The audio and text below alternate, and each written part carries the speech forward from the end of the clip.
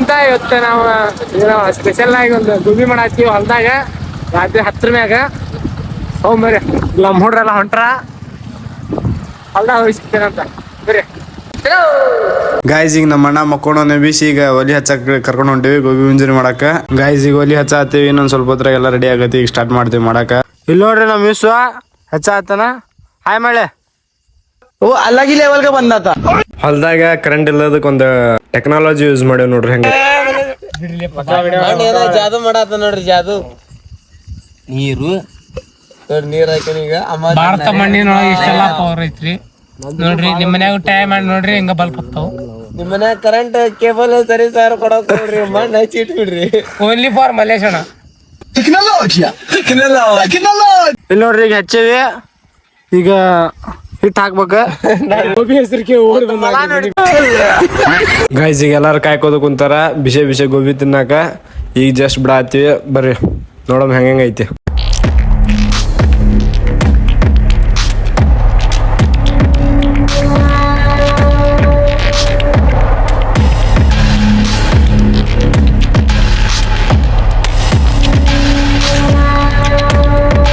ದೇಸಿ ಜುಗಾಡ್ ಹನುಮಂತ ಕರ್ಲಿಗ ಒಂದ ಮಾತು ಕರೆದ್ಬಿಟ್ಲೆ ಬಂದೆ ಲಾಚಿ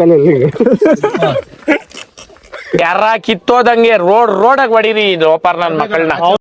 ಹೊಲ್ದಾಗ ಮಾಡಿರೋ ಸ್ಪೆಷಲ್ ಬಿಸಿ ಬಿಸಿ ಗೋಬಿ ರೆಡಿ ಆಗೈತ್ರಿ, ತಿನ್ನಂಬರ್ರಿ ಈಗ.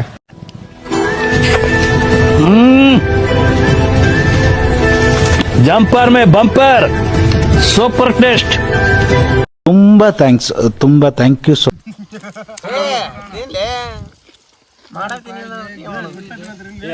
ದೇಶ ಹಾಳಾಗೈತಿ ಅಲ್ಲಿ.